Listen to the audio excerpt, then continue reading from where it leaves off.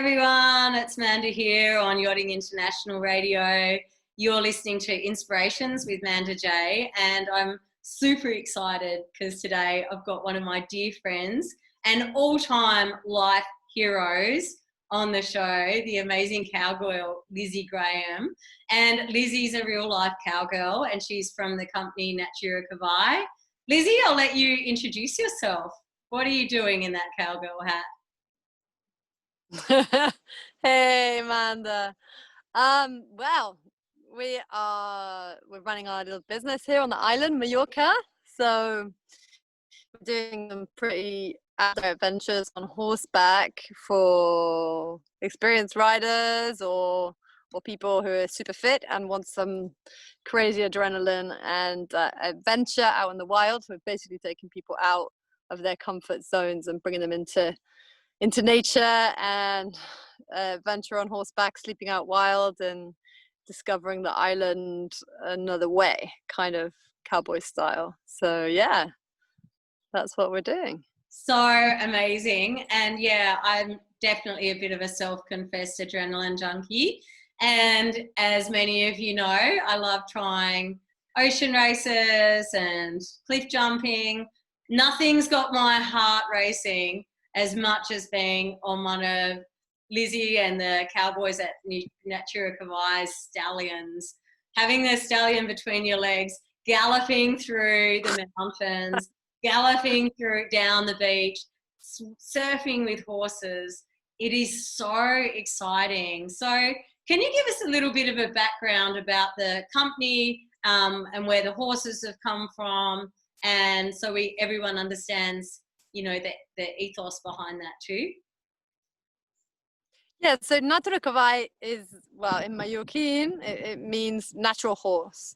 And that's kind of what we're about. We're about horses and nature and wildlife and getting out wild. It's a small, tiny family-run business. So Joan, cowboy number one, we could say he owns the property and the horses, which we have adopted, and Xavi is his son, who's the official owner. He's only 25, but he's amazingly talented horseman, very natural. And the three of us work together basically, and we have other volunteers coming in, but we're a pretty tight team. And basically we started 16 months ago, and we've been organizing expeditions ever since. We've actually been around the whole island on horseback. We keep changing our routes and finding new routes and new ways through and new places to go on the island. So it's a really niche, small, family-owned Mallorquín business. I'm the only one that's not Mallorquín, but it's for small groups and tailor-made stuff. So, you know, we would do a route with just 4 people or up to 10 people maximum, and it's very personalized. And the horses have all come from, well, most of them were on the way to the meat market, you could say, or they were on death's doorstep, and we've kind of taken them in and built them back up and given them a new chance at life. I mean, there's a lot of race horses here on the island who, when they stop winning, they get sold for 300 euros, which is the price of meat. So we'll get them and retrain them, and they've still got a good another 10 years left of fun and adventure, and they're all living out wild. We've got 15 hectares of land where they're running wild in the center of the island, and then we're doing expeditions every weekend during the week, training and expeditions, and even just day trips or whatever as well. So a few cultural trips to vineyards and nice meals, we do that as well. We have a few jam sessions and a bit of live music. But mainly what we do is taking people out in the wild, kind of Bear Grylls style, and living adventures.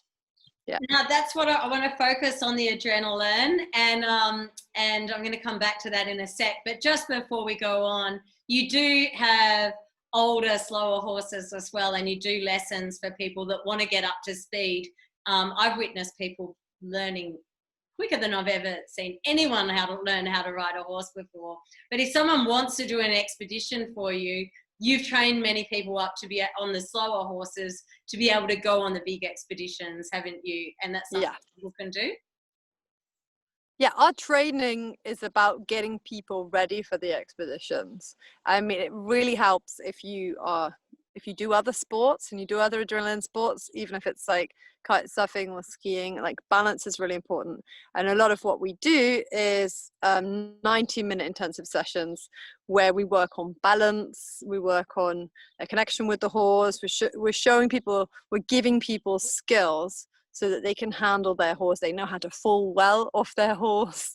You know, they know how to, we're not talking about being a fancy rider. We're talking about knowing how to communicate with your horse and basically, how to stay on or how to fall well or whatever, so that people can take part in our rides. And it does depend on the person. If somebody's scared and cautious, then we're going to take more time with them, training them. But then you get a few people, especially these adrenaline junkies, that with a couple of sessions training with us, they're out on a ride, to be honest.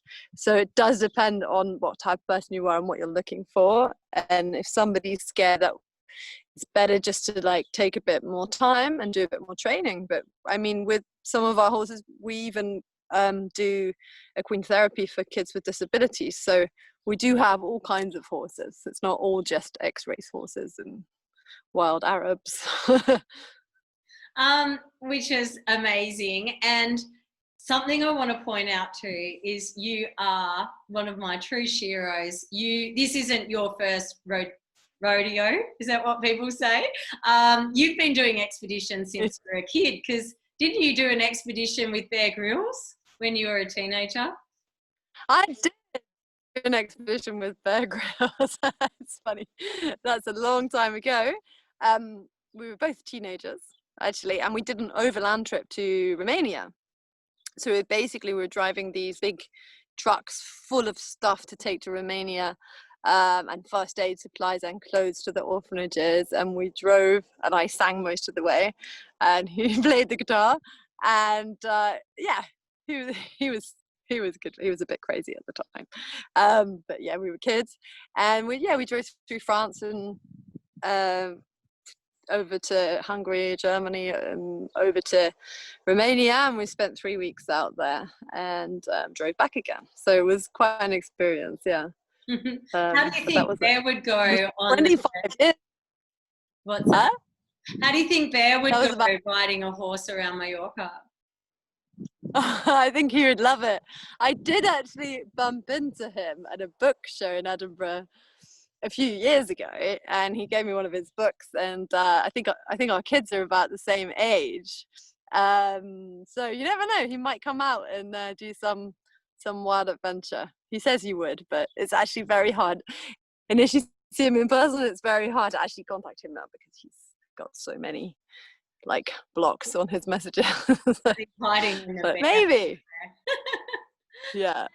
So the next thing I want to, just before we go into the adventures, can you just give us a quick summary? We've been on Yachting International Radio before, speaking about your trip around the island, but can you just give everyone, no one's seen you since that trip, so could you just give everyone a little bit of info about how the trip went, and we raised some money and where that ended up?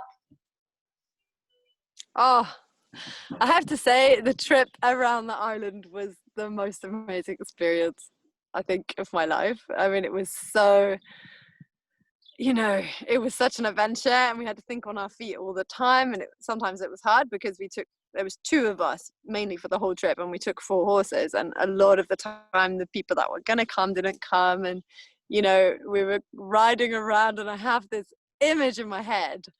I think it would be for Joan, who's the older cowboy, and for me, our maverick, amazing image of ourselves in our lives, where we were galloping across this big, almost empty beach with 4 horses, all our pack stuff on, cowboy hats on, and galloping full speed, each with 2 horses. And the looks on people's faces as they saw us was just amazing. And actually at the end of that day, we realized that we'd lost quite a lot of stuff. Like we lost 2 of Kirsten's blankets, a bucket from the coal, and like different things. And so it's like, we didn't know if people were looking at us because we were so epic or because we were leaving a massive trail of stuff along the way. But it was just so epic. I mean, you know, we met people along the way. People were so generous for us. That's where we met Hans from Sundroid. We bumped into people and they bought us meals or cooked us food. And I don't know, it's like we were being looked after the whole way around the island. And the people that came and rode with us, there was a maverick German lady who came up for the last 12 days of the ride. She was so hardcore and so tough and just what we needed.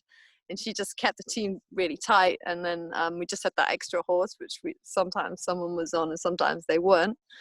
But it was raw and it was wild and it was amazing. And we actually raised just over 3,000 for the Alan Graham Charity for Kids, which is really close to my heart because it's about, I mean, they help kids when they basically turn 18 and they're coming out of the system here and they're not getting any support. And this charity is set up by a lovely couple, and they basically have helped so many teenagers and help them with little things, you know. And sometimes it's the little things that make a big difference, like getting a driver's license or just putting a deposit on an apartment, or just getting help to write your CV or something like that. Like those things, that's what they do, and that's what I love about them, because it's not like you're giving money to a charity that's just like it just disappears on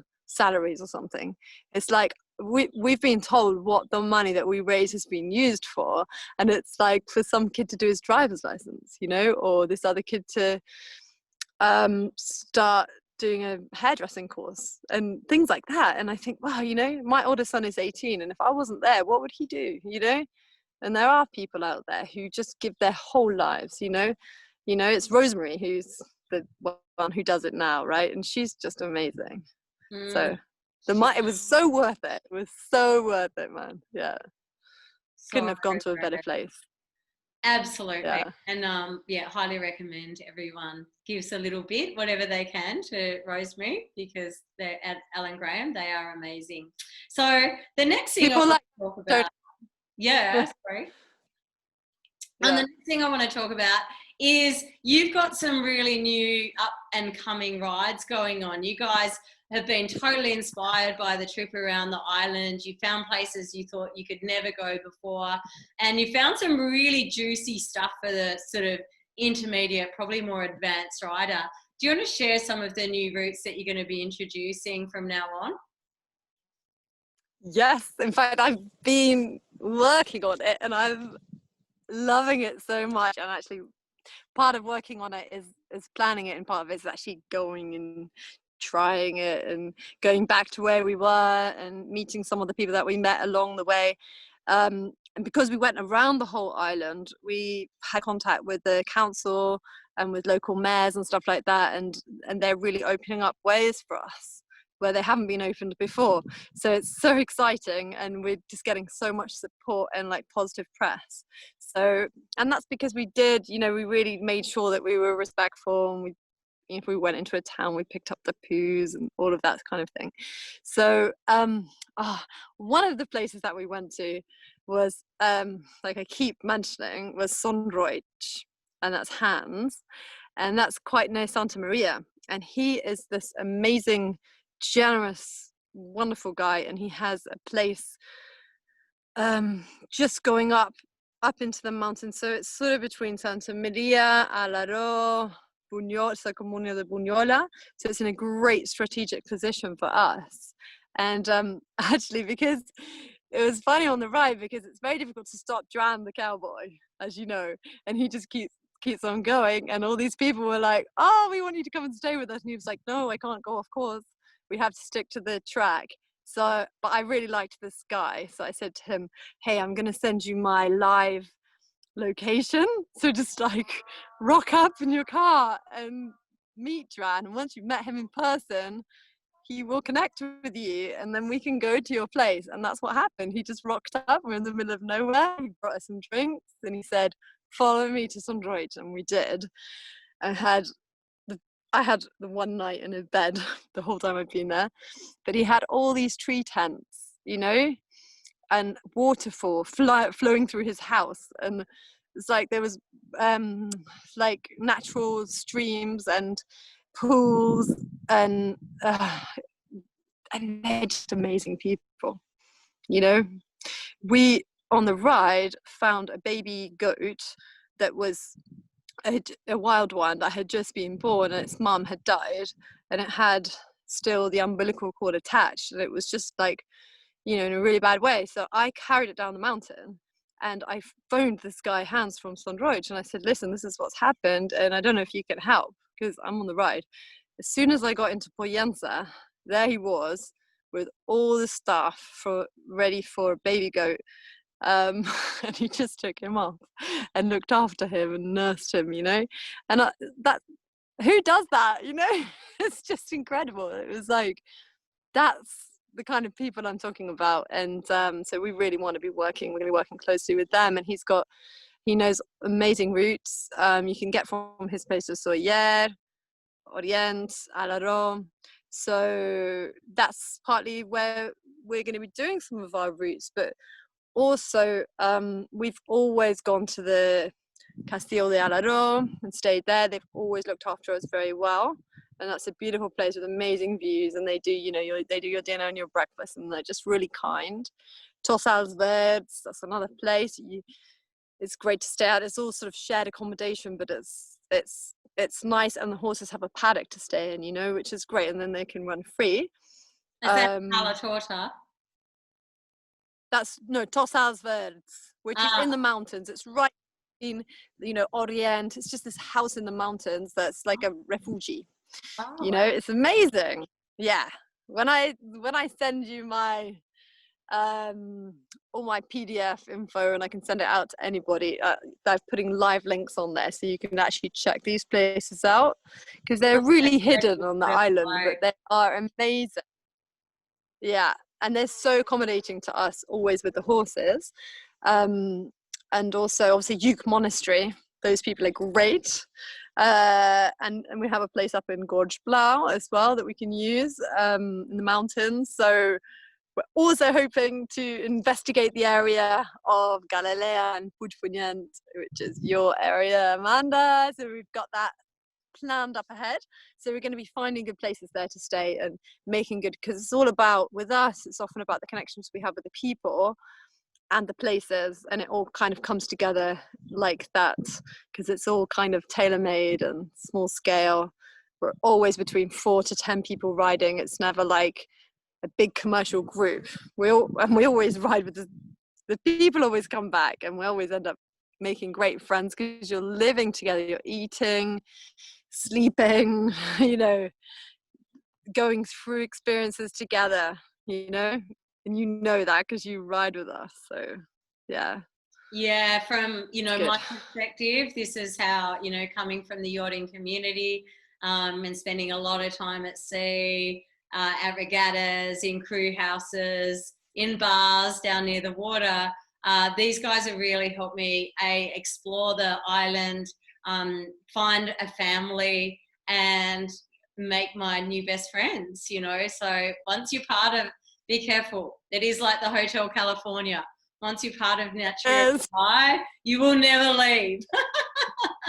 It's a beautiful it's so funny, yeah, because in the yachting world, like, there's all these people that are going from Palma, you know what it's like, and they're sailing in, sailing out, they're busy, but whenever they're here, they are spending a lot of time with us because they know we're going to be out in the wild, and if we're not, they can just come up to the stables and we're going to be doing stuff, and we're going to be having a jam in the bar or whatever, and doing stuff with horses or racing around. And yeah, it's definitely a very family atmosphere. I mean, at the stables themselves, you've got like the great grandma, you know, chopping vegetables, and you've got the grandchildren and the chickens and the kittens and the puppies, and you know, it's not just the horses, it's really like a family home. And you know, it's amazing. I mean, even I have 3 kids, and if I'm away on a ride for 5 days, I know that they're just gonna scoop my kids up, pick them up, feed them, give them somewhere to sleep. I don't even have to think about that, because it's like a big family. You never feel like there's a boss. You just feel like you're looked after, and we eat there all the time. You know, it's a family, and it's not a business in the sense of a business, because you would never do this unless you loved it, you know. And we're all just so passionate about it. Even everyone's like desperate to train the new horses that are coming in and work with them and build them up. And it's like, yeah, it's just a project of love, you could say. Yeah. It is, and you do feel so loved as part of it, because I think in yachting, one of the things I found when I was, you know, yachting full time or even part time, is that it's a wonderful community, and you know, like you guys, you meet and you're friends for life, but people come and go, and it's very transient. And one thing we really missed, we used to laugh that we needed to adopt a nonna. We wanted the grandma, we wanted the family, we wanted, you know, more than people in their, you know, 20s and 30s together. We wanted to, something you really miss on boats. And so for me and my friends, it's been a wonderful way to get that community atmosphere back in your life, with wild adventures, with authentic, wild, amazing people. And you don't even have to speak Mallorquín or Spanish, because I don't, and I survive. Yeah. We've got our... It doesn't matter. It's a great, you know, there's just, you can communicate in so many different ways. And I think what I love about going on these adventures when we're discovering new places with Joanne, and when we're in small groups, is that we'll stop off in the middle of the mountain somewhere, and there'll be some Mallorquín old couple that he knows, and they'll make us some lunch, and you know, and you're seeing real Mallorca. You know, you're really living it.